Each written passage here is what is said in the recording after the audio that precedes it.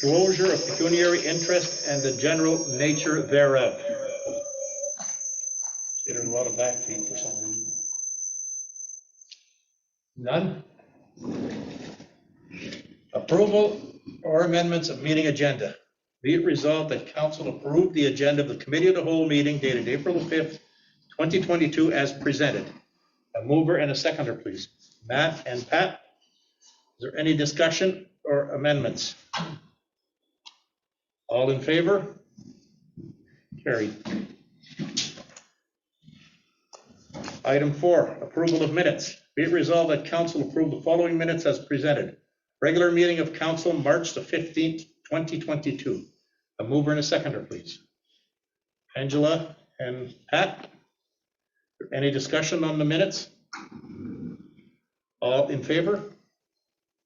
Thank you. Is there any business arising from the minutes? None. Inquiries or members of the general public? None. Item 7, delegations and presentations. Rod Pryor, resident, will speak on the residential rental unit licensing bylaw. Mr. Pryor.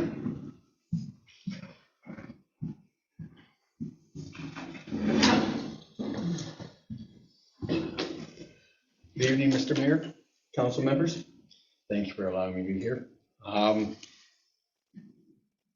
When I opened my tax bill earlier this month, I found a notice in here from the town of Cobalt newsletter, and in it was the highlights of the new bylaw for residential properties that are rentals. Having 4 rental properties myself, this is a concern to me. I had been back talking with a council member over a year ago when this was starting to be put together as an idea of a way to be able to maybe bring under control some of the problems that the town has been facing with drug abuse, theft, and disruptions in the downtown core as well, mainly in the downtown core. I was all in favor for it. I want a peaceful Cobalt. I've been here for over 22 years now. I love Cobalt. It's a great place to raise kids. It's so nice having Coleman Township so close. So I've invested in this town whenever a situation arose that I could. When I got my application or the notice, I immediately went online, downloading the applications, and I filled out all the applications for my 4 properties, including the questionnaires, which I was like, they're being a little nosy. I have insurance companies and bylaws, landlord tenant acts, which keep me under control, already in place. So these checklists it was self thing. So I'm going, yeah, okay. Some things were non-applicable. Most everything is up to date. So I wasn't too worried about it. I said, okay, this is not too bad.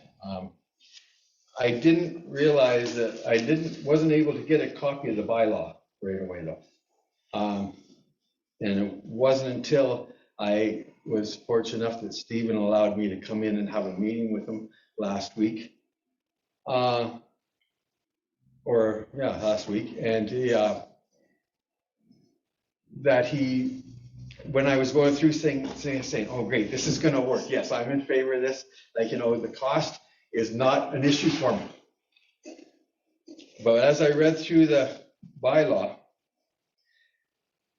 there are certain things that stuck out that made me realize that the way this is written is a terrible thing for landowners, for any property investors, and will not bring the results about that I thought that this whole idea of bringing in this bylaw would accomplish. Start with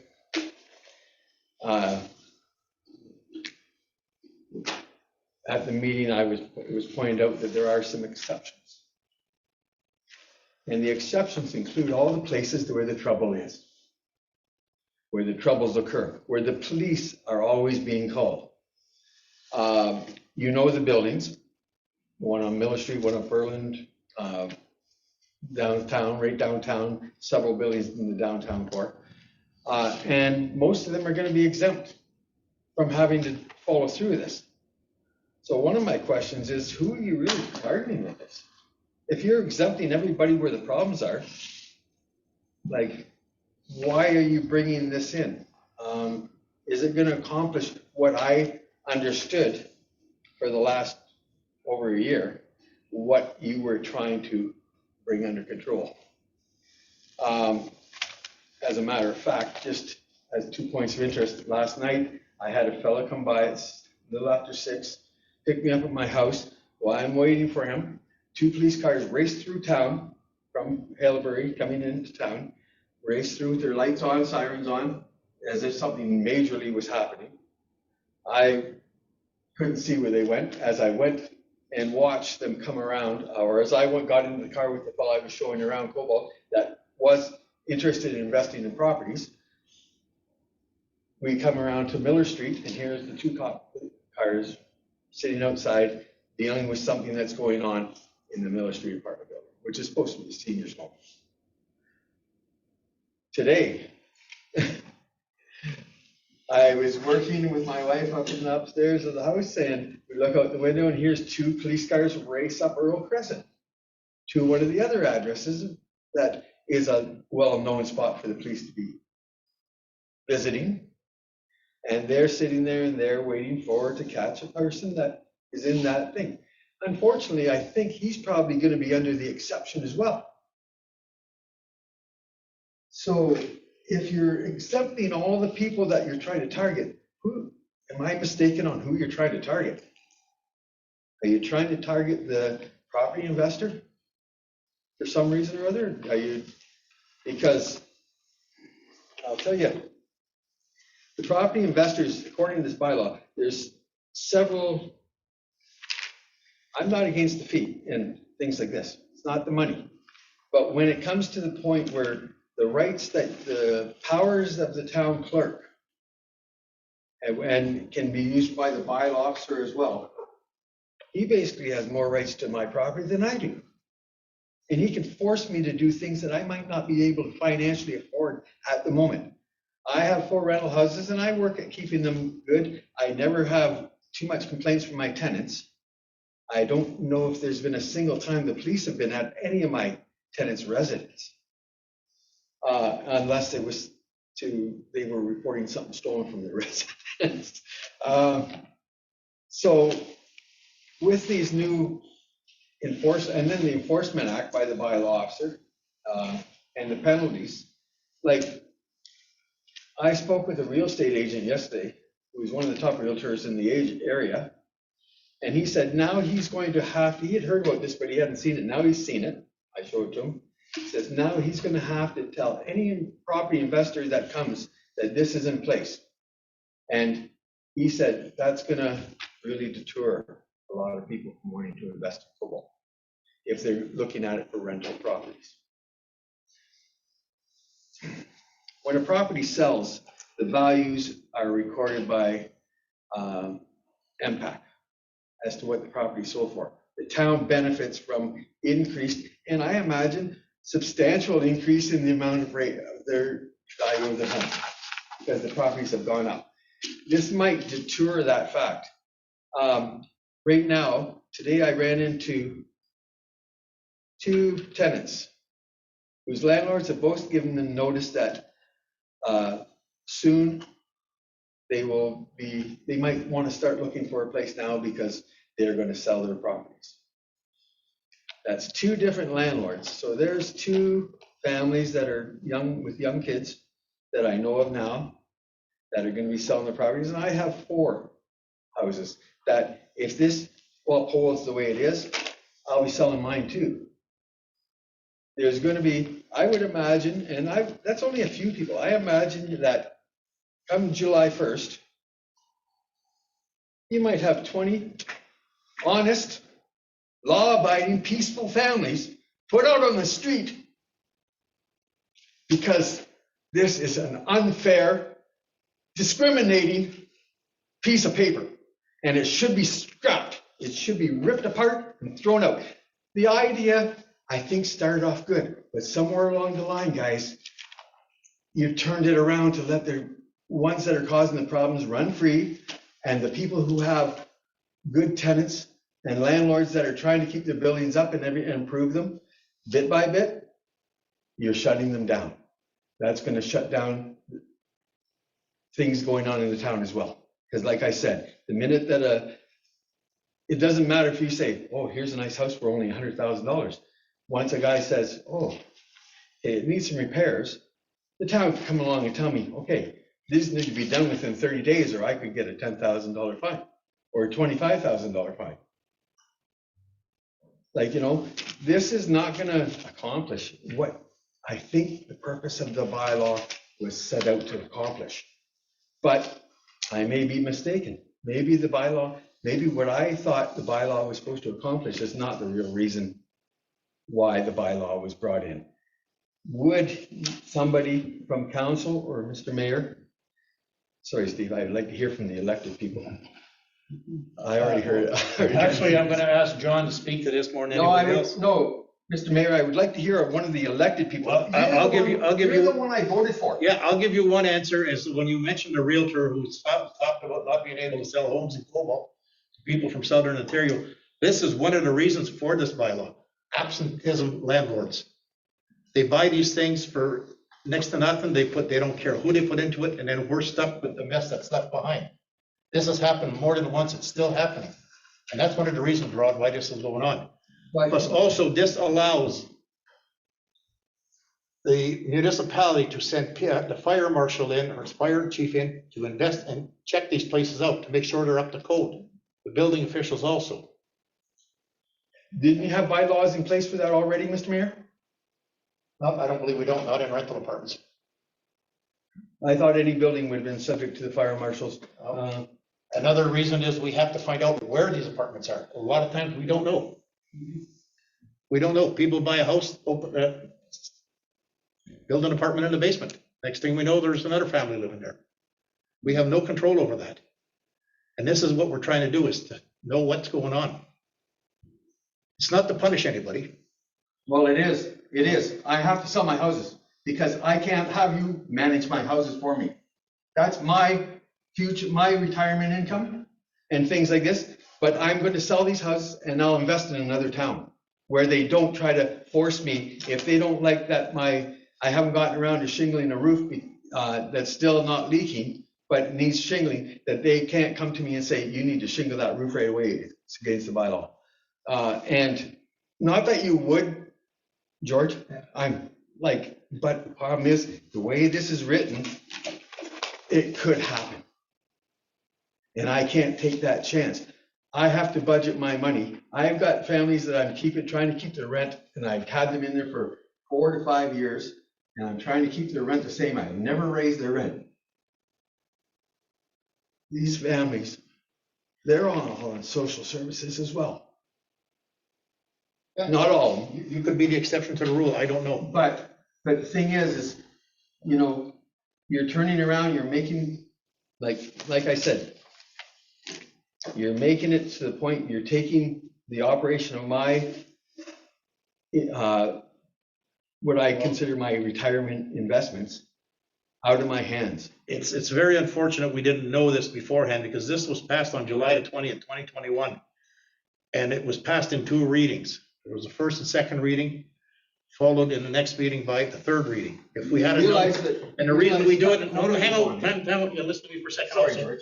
The reason it was done in that way, in that respect, is that if there are concerns from the public, from the staff, we can address them, but nobody spoke about anything. Unfortunately, I wish we would have known this at the time, Rod. George, COVID was on, everything was shut down. I couldn't even get into the town office. I couldn't even get in to talk to anybody. The other day when I met Stephen, I was surprised. She unlocked the door and actually let me in. And I'm like, whoa, even though the sign says there's no admittance. Like, you know, and I realized COVID was on, and we all had a stressful time too. And I know that I said that people were working on this, and first of all, am I wrong with thinking that the whole thing was designed to try to curb some of the problems that we have with drug addiction, theft, and violence downtown? I could almost say partially, yes. I won't say fully, but partially, yes, I would think so. Does anybody else in council want to go ahead, Matthew? So the intention was the absentee landlords, as his worship has said, but also to curb the issues that you're speaking about. I mean, that's part and parcel of this bylaw. I'd like you to go into just a bit of detail with me, because I'm reviewing the bylaw here, and the fine table, for instance. You mentioned a figure of $10,000 or $15,000 or $20,000. And whether you're a corporation or not? Yes. So, well, the set fine table is what I'm referring to. So it's Appendix 2 to Schedule A, page 11. Okay. The highest fine on there is $750. If you go down to penalty part 12, I was reading that, sorry, Matt. So I'm sorry, the page, sorry? That's on page 8. Page 8, okay. And this is just for clarification, right? Yep, exactly.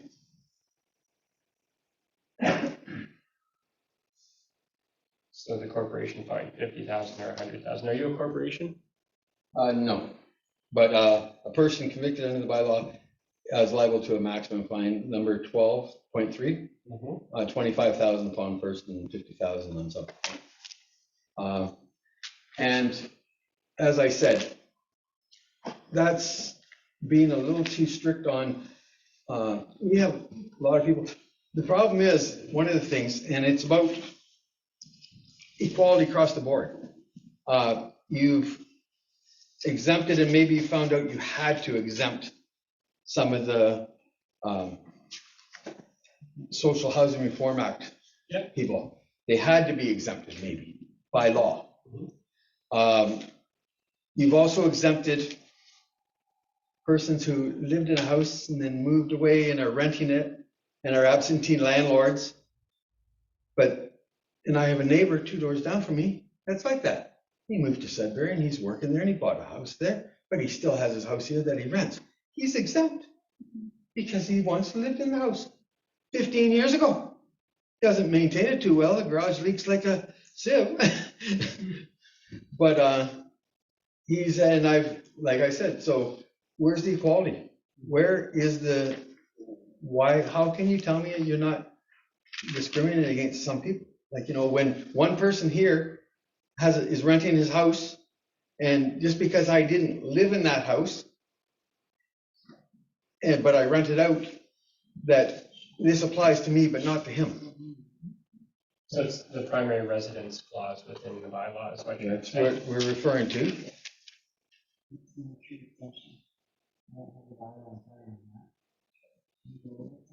Yep.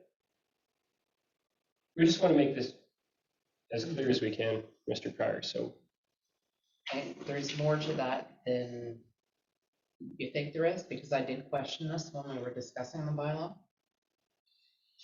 And it was explained to me at the time. I'm just looking for it now.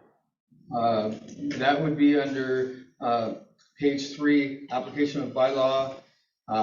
Yep, right there. So section 4.1. So section 4.1A, a rental unit that meets all the following criteria. Go to number 3, Matthew. The registered owner of the rental unit is temporarily living outside the municipality. Temporarily. It's not a permanent. So if your friend in Sudbury, how long does temporary last for? well, if your friend in Sudbury has purchased a home, that would be considered his residence. It's principal residence. It's no longer his principal residence. Well, I know that he's going to be fighting that. Okay, well, that would be something that He's going to be fighting because he lived in that house, and according to this, if you've occupied the house as your principal resident and then you moved away, if you move away for work, you might buy another house to live in while you're there. well, the key word It is doesn't mean that this is not still your the interpretation of the bylaw. It is open for interpretation, but the key word here is temporarily. Right? So that would be That would be the point that would be argued at that point. And it would be circumstantial dependent upon that. And it would be no different than Canada Revenue's definition of principal residence as well, and rental residence. Yes, I agree with you, Ange.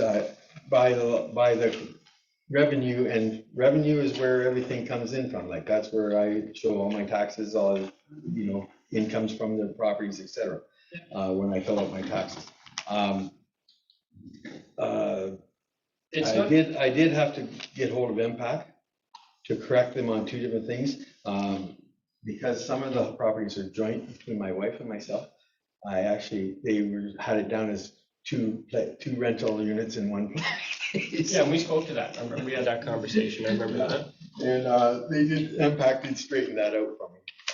It's not discriminatory, Mr. Pryor, and I mean, we've cited the two social services buildings here in town, and unfortunately, they have their own set criteria or rules to be governed by, and they also have an agreement with the town that we have to uphold them to.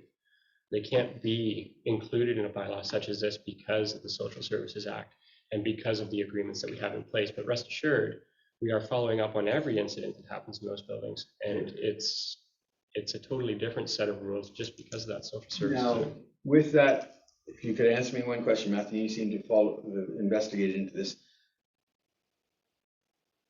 The building that Pierre looks after, the old hotel, and the square. Sorry, George. Which old hotel Oh, okay, no, it's not under a hotel. They're using it as apartments, yes. Yeah. Okay. People are brought to him by, I said, Pierre, why are you putting these people in here? He goes, Canadian Mental Health, and these have come to me and asked me to rent these places to these people. Is that going to fall under social housing?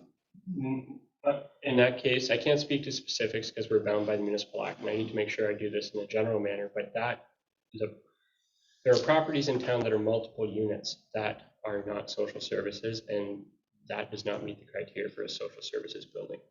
That is a privately owned building. Okay. Well, I don't know if you could amend some of the rules and regulations in this. I'd like you guys to discuss some of the things that I've mentioned and the situations that I think you're going to be facing, which would be somewhere in the area probably of 20 families, young families, 20 people with kids that on July 1st will find themselves out of their residence and be looking for houses in the tri-towns, and there's none. And like, I'm not the only landlord that's gonna put all my places up for sale. There's many others. A home is more sellable if it's already got a tenant. But once they realize that they're gonna have to follow these, maybe some of the houses that are not in perfect shape. The guy yesterday, he was from out of town, he's up here working, and he needs a house that's in really good shape so that there is nothing to do with it. And so the stuff in Cobalt that's listed wasn't really drawing him to it, because it would be like, okay, well, I need to get hold of, and he's only here temporarily, but he looked at Cobalt and said, wow, this is a nice little place. The houses seem nice, and he wanted to invest in here. But I think he's gonna probably invest in a different town, because a lot of the housing here needs a bit of work. so we're tracking a different type of investor essentially with this type of bylaw is what you're saying. Well, what Because I'm ultimately saying is that I think, according to my real estate agent, he said that it's gonna deter some investors because they are not able to be in complete. The town has a lot of control with this bylaw. The town has a lot of control. And maybe you won't enforce it as much as you need to on some people's places and things like this. But George, you've been a great mayor, but whoever takes over next for you might not be so good. And you might not We might not have somebody that says, okay, well, that house has been like that, they're slowly fixing up. You might have somebody who says, that house needs to be either torn down or fixed up right now, and go enforce that bylaw. And if the person who's invested some savings that they had into this, hoping that over the course of the next 10 years, they could fix it up, but are forced into having to do it, they're gonna have to sell their investment right away too, which will probably result in a loss. Anyway, Okay, sorry. sorry. Angela, then Matt. And I'm not saying, from the sounds of it, you take care of your places. The other thing that we were trying to get at with this bylaw was to ensure that landlords weren't providing subpar living conditions to the tenants, because people are desperate for places to live. So we want responsible landlords, it sounds like you are. You take care of your places. We want landlords that are gonna take care of it and care about the type of people they put into their place. That was a big part. That's of adjustable. what- Oh, yes, That was the guaranteed. gist of why we started it. It wasn't about discrimination. Far be it from that. It was looking out for the people that live in the places, as well as for the quality of the houses in the town.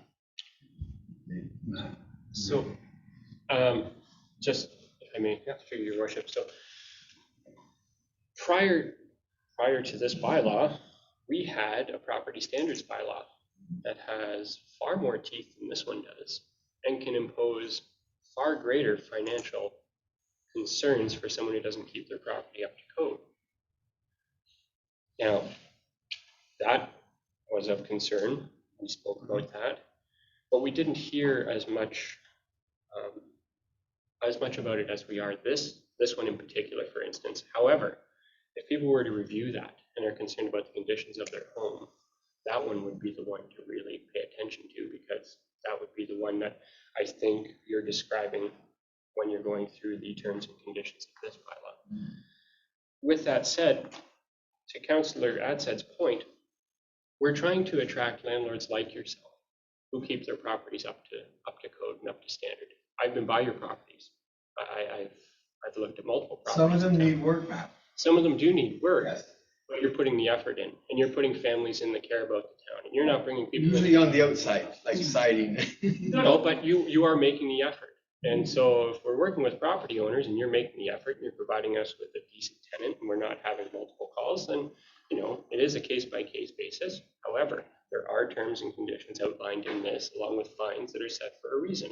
And it's to deter the serious cases that come to town and they rent to people who have constant calls to their property with the OPP, who live in Toronto under a numbered company that we can't get a hold of when we have a concern. Those are the people that we'd like to curb with this bylaw. And I apologize if you feel it's discriminatory, but it would be even more discriminatory if we singled out that person in particular. In order to do this in a fair manner, so it's fair for everybody, we have to blanket it and blanket rental units as a whole. And I think that's where the concern is. Now, you've made some pretty valid points, and I know my members of council around this table, or you in this case, are going to deliberate on those points, and I appreciate that. And we are going to take what you said to heart and discuss that amongst ourselves while looking at this bylaw. But please understand, this is not to discriminate against you specifically or property owners in general. It's to curb the issues that we noticed when we were elected to this table in order to provide a better place for people to live, work, and play. We want Cobalt to be a community where a young family can be raised, and we're having serious issues with those numbered companies in the city. And that was the main focus of this. Okay, and I can affirm to you that this was never meant to punish anyone. Is there anybody else that has any comments? Questions? I don't think it's like you said, you need siding or it's outside work. Yeah. It was more the mold issues, the improper electrical issues, the no smoke detectors, no carbon monoxide detectors. It's issues like that.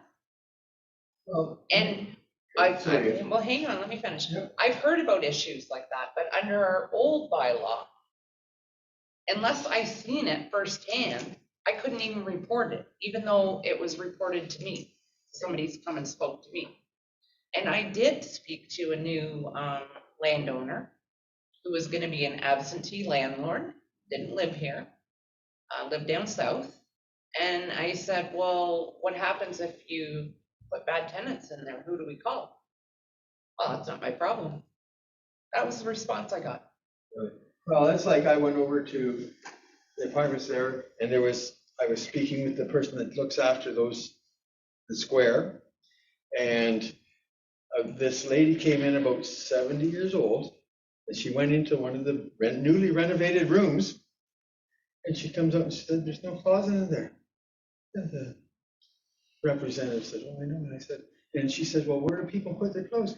He says, "Well, most of them just throw them on the floor." So if you want to crack down on something, there's the ones that crack down on.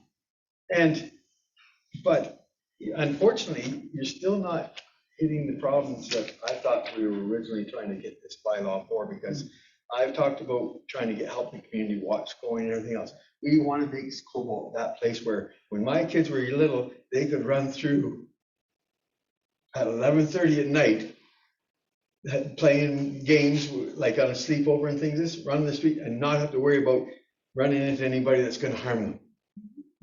And raiding gardens and so on. And George, you know who the kids, so you know, I don't know, but and so does Steve. So when you have a safe place like that, that's what Cobalt should be. It should be a place that, this is one of the best little towns we've had, but it's gone to. And we only get there with input like this. It's constructive. And don't think that what you brought here today isn't. It's definitely something that we'll take under advisement. But the problem is that you're gonna have a lot of houses turning over right now. It might be better for the town because my houses, which I only paid a smaller amount for, is now gonna sell for a high amount. You're gonna get more revenue. So if that was the intentions, kudos to you guys. If not, it's too bad that we're gonna be putting innocent families out on the street, and lots of them that will have no place to move. not the intention at all. So, Pat? Well, that's gonna be the result. Pat, you had something you wanted to add? Yeah. Yeah, just want to reiterate that the whole idea in starting this was to get those absentee landlords and get our properties, the interior of the houses in much better shape, so that the renters can live safely and comfortably. Well- And, but every bylaw, like we'll certainly be discussing it. And every bylaw, we'll take a look and we say, okay, maybe things are tweaked here and there. But I'm so glad you came, because we were talking a bit before. And because I know what it was like here, when I first came. And yes, there's more and more absentee landlords and things are deteriorating, and we've got to attack it however we can. This is what we're aiming for, is just to make the improvements to make safe homes for the renters. Possibly if you could find out who, I think you know who the landlords are. And if you could probably have an exemption for landlords that have good tenants.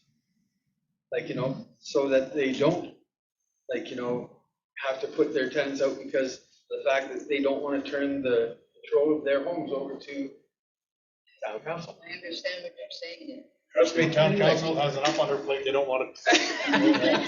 Angela had another comment to make. I'll second that. We don't want to control your housing. It's the ones that are the issues that we need to have a legal way to enforce that these repairs are done for the betterment of the people that live in the place. That's one. Two, I was one of those kids that used to run around these streets day and night. It was safe. So, It was, yes. and a smart lady once told me that it took many, many years for the town to get where it is right now. And this is only the beginning of trying to put it back to the way it used to be. Nothing's going to be a quick fix. Things we're going to have to tweak things. We're going to have to change things. Thank you. Mr. Wilcox, Councillor Wilcox, did you have anything that you could mention on this topic? If I can unmute, yes. First of all, I'd like to thank Mr. Pryor for coming in and giving us his perspective on this. It is not infrequent that bylaws get passed that cannot be improved. And I hope everybody understands, and I think it's been pointed out quite clearly, that the intent was to start resolving the kinds of problems that Mr. Pryor has outlined. Perhaps we can do it in a better way. My concern would be, with all of the comments from my fellow councillors, for which I entirely agree, but perhaps we should call for a staff report for our next committee of the whole meeting to begin our deliberations on what we might do in reviewing Mr. Pryor's comments and how we might improve, if necessary, the current bylaw. Thank you. Well, if Mr. Pryor could jot down the sections that he has problems with, maybe that would give us a starting point. I would love to do this. My one problem is that as under the Landlord Tenant Act, I have to give I have to have my papers in my fee by July the 1st. And if I'm going to delete my rental properties, I have to give them 60 days notice that I'm telling them they can go. Maybe they will, maybe the houses will sell to somebody else who will want to keep those tenants. Probably not at the rate I'm giving them. Because there's not a house around you, you can't even get a place in the square, a 2-bedroom apartment in the square for what I'm renting a 3-bedroom house for. Okay. So, but I have to give them notice by May 1st. Okay. So if, Stephen, that's why I said if I could come and see you before then, to see if there's been any changes that council has been able to work out that might be able to assist to a point where I be able to say, okay, I don't have to worry about somebody coming in and saying, okay, we don't you need to finish that siding right now, or else you're going to be in lieu of property standards or whatever and like the problem is, George, the power that the town has right now, according to this bylaw, is more than what I think the town should have for a person's private investment. Okay. Anyway, I appreciate your time, council members, and all the things that you've done, taking things into consideration. As I said, Steve, I'll follow up with you. And George, thank you. Good luck in the fall election if you're running. I appreciate the work that everybody's done. It's been a rough couple of years, but you guys have very much. The town's been a great work department. Okay, thanks a lot, Mr. Pryor. Okay. Item 8, business arising from the delegation and presentations. Do we want staff to put together a report for our next committee to hold meeting? I think it'd be in our best interest for. Okay. Okay. I will prepare that as well. Okay, very good. Is there any other comments?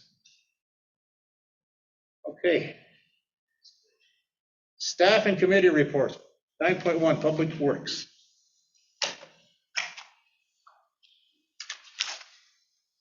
Go ahead, Dave.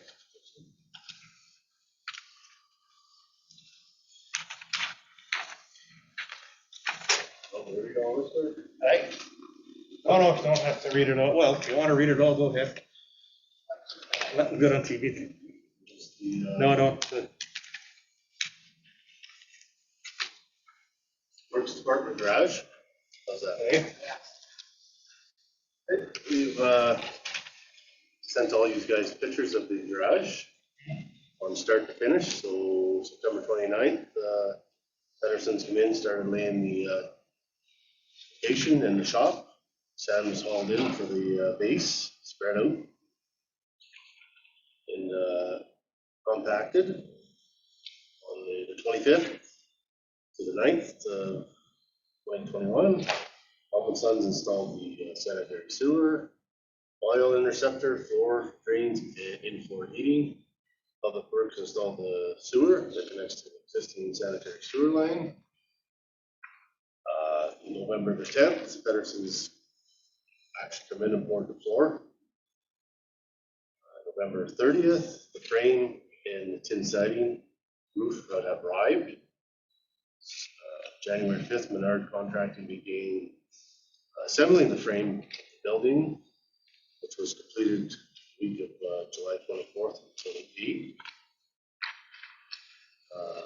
Next step in the building process was installing tin siding, roof, which they couldn't do the roof until the insulation actually arrived to do it. Insulation arrived in February, but due to the cold weather, contractor was unable to continue. We started back in March 2nd. So Public Works cleaned the inside of the snow away from the garage, around the garage and inside the garage. We continued to work. May 7th, Bernard returned to begin installing the tin siding, roof, and insulation. So as of March 22nd, the doors arrived and installation began. At 24th, installation was completed on the doors and the locks were installed. So it's all key to the Public Works key. March 25th, the locks and the doors were all changed. Master key, glass installed, and as of March 31st, Menard contracting. It's nearing completion. As of now, Menard is done his part of the portion. He's just got to come back and install some windows in the garage doors. They, for some reason, come with no windows in the doors, so he's coming back to install the windows. Okay. So hopefully, maybe next week they may be installed. But his part is done. I contacted the Helmet Son to finish the heating and some of the plumbing in there. And Pedersen's still have to come back, install the water main itself. And the electrician should be in this week to have a look at what he's gonna do. Do you have any timelines on electrical and plumbing at all, or? No, plumbing's waiting for the natural gas itself to be, the numbers to come down and figure out where things are gonna run for him to do his part of the job. And McCup is coming down and they're gonna start when he's got a chance to start. He's got to know what they're doing themselves. Okay, and anybody have any questions about the shop, our big investment? No one? Looking good. Does everybody like the color? Everybody likes the color so far. Oh, we succeeded at that. Good stuff. Okay, no questions on that. Thanks a lot, Dave, for that part of it. What about the Works Department report? Anybody want to ask questions on that? Anybody got any concerns?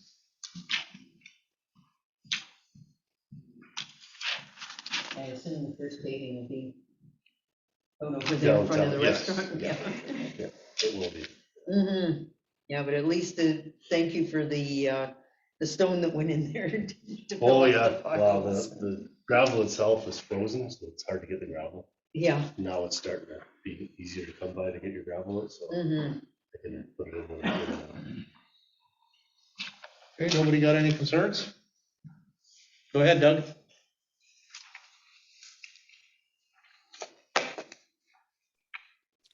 Just a thought in passing. I'm wondering now our public works crew has a little less to do in some areas of town, if there might be a possibility that we could reinstate a spring or fall cleanup in town. If they might have time to do that, perhaps they could reconsider it and get back to us in another meeting. Okay, Mhm. okay, sure. Anybody else?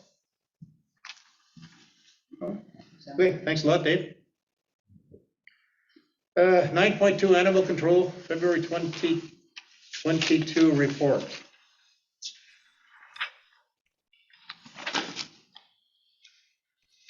Any questions on that one? Concerns? Nothing? Okay, bylaw enforcement, we have nothing from Pete this time around, but he's busy, he's still out there, he's going, he's a real go-getter. Okay. Draft motion be resolved that council accept the staff and committee reports as presented. Mover and a seconder. Pat and Doug. Discussion we've already had, I believe. All in favor? Thank you. Item 10, items for council direction. The declaration of a vacant council seat and selection process to fill vacant seat. Well, according to the Municipal Act, we go by appointment, if I'm not mistaken, Doug, Steve? Yes, sir. Could you give us a quick highlight on that one if you're prepared for it, not catching you off guard? Certainly. Right now, we're bound by the regulations of the municipal act of 2001 here. If the municipal council seat becomes vacant, council must declare that seat vacant at the next meeting, which will be here this evening. However, if vacancy is due to a death of a member, the declaration may be made at either of its two meetings. So that's what this evening is going to do. Okay, anybody have any questions, concerns, comments? Hey, go ahead. So are we doing it like we've done in the past for accepting applications? By appointment, yeah, I believe that's what it said. Your worship, right now, if an office becomes vacant after March 31st in a regular election year, which would be this year, the seat may only be filled by appointment. Vacancy must be filled unless it occurs within 90 days before voting of a regular election. If a vacancy occurs within 90 days before a regular election, the municipality is not required to fill that vacancy. So we must fill this vacancy by appointment. So we're gonna take applications and I would actually ask if Mr. Hodgson. Mr. Hudson, are you still there? Appointment would be we decide who we want, not by application. That's the way I read it anyway. Okay, John, could you clarify that for us, please?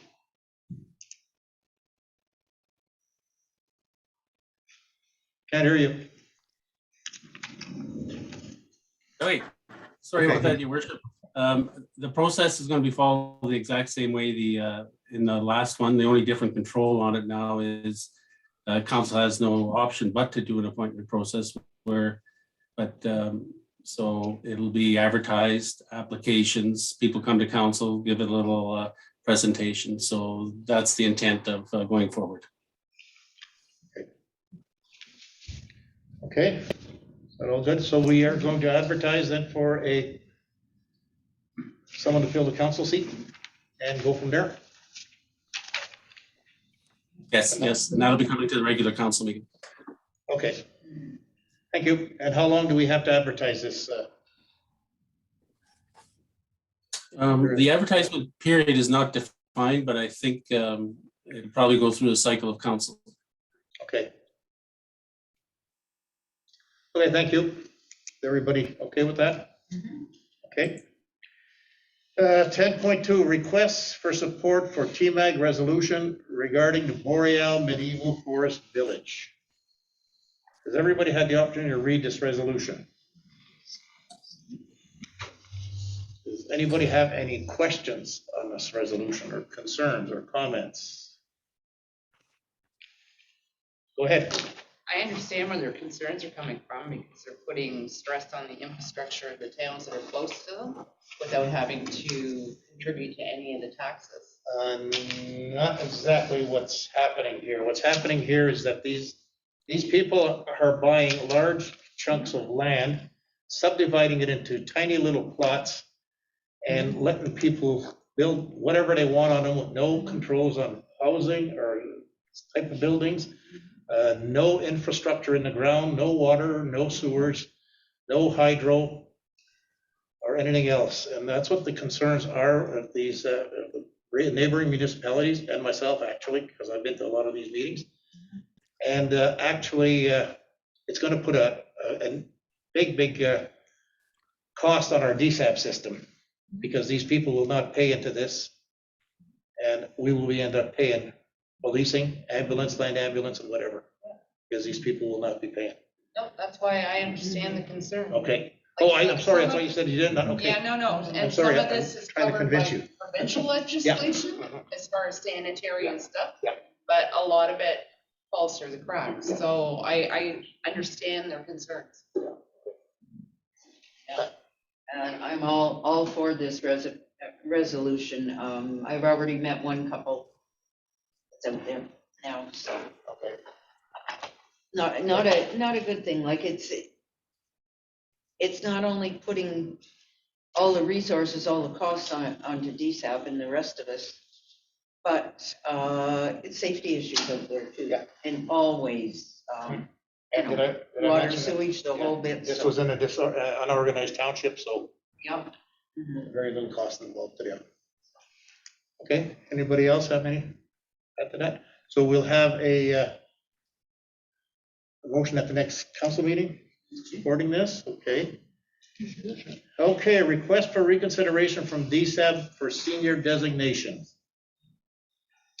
Hot potato there, Matthew? Through your worship, I think this actually speaks to some of the concerns that Mr. Pryor brought up and our ongoing concerns for the past few years with DSAB. We know where the issues are in a majority, or in a large part of our community. We know that the appointment of certain tenants into these buildings that we would like designated to seniors buildings is creating an environment that's not conducive to retaining the seniors that we'd like to protect in these buildings. I think it's incumbent now on DSAB to send some representation here in person to present to us their reasoning as to why they cannot change this designation.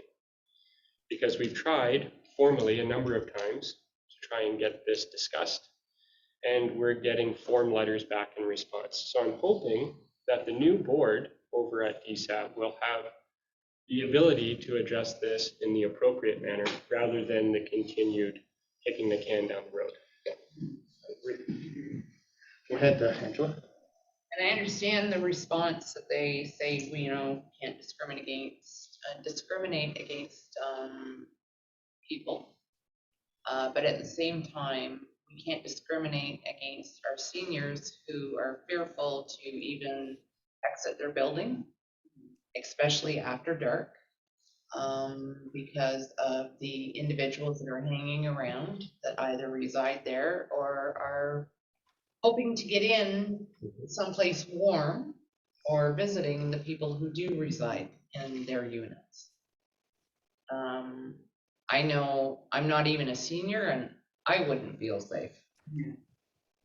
So I think there's got to be some accountability here. Go ahead. Through your worship, another DSAB managed property in town, as of yesterday, had 2 people sleeping in the common room that were not residents of the building. And when attempts were made to contact DSAB to discuss this issue, they were less than accommodating to have that discussion. So again, I would like a representative or multiple representatives from DSAB to come to our community and explain to us why we cannot get the attention or the action that we've been requesting. I agree.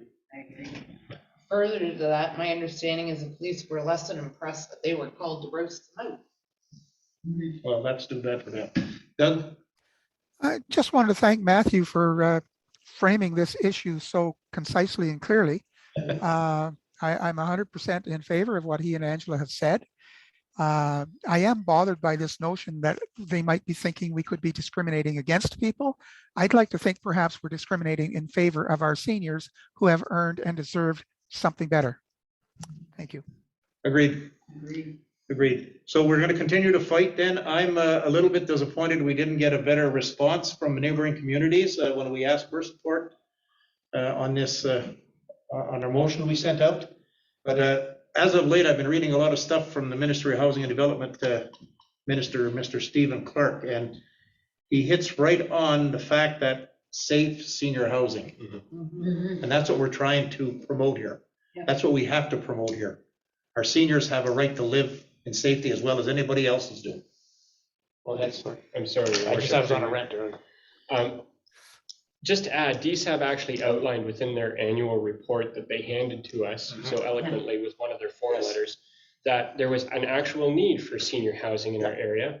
And we have 2 buildings and the demographic that actually matches that within our community. And their inability to take action on this is deplorable. Okay, so we will continue the good fight, and we will try and invite someone from DSAB to show up at one of our next committee. The whole meeting would be nice. Yes, To discuss what the fallouts of this. Someone's plural. Yeah. Yeah. Is that good for everybody? Good. Okay, perfect. Okay, 10.4, request from Cobalt Fire Department to add 3 new members to department complement. Mr. Grant Noble, it's Morgan Scalise, and Bryce Evans. They will be joining the brigade very shortly. And I'm not sure what it brings his complement up to, but I think he might be close to 20 again or whatever, somewhere in that area. Okay, that's more for information. 10.5, Little Claybelt Homesteader Museum request for donation. It's on the floor. No. We've got our own to support. No. No? No, we have to support our own. Okay, And they are part of the group earning, Yep, doing okay. the lottery, so. okay. So file 13 then? Absolutely, okay, thank you very much. Item for council information, be resolved that council accept the items for council direction and information as presented. Mover and a seconder, please. Matt and Pat. Discussion's already been had. All in favor? Thank you very much. Okay, other business. I am calling an emergency meeting tomorrow night at 6:30. It will be in camera. We have some serious items to be discussing, and they can't wait very much longer. Okay? 12 outstanding business, we have none. 13 closed session, none. Business arising from closed session, none. Adjournment.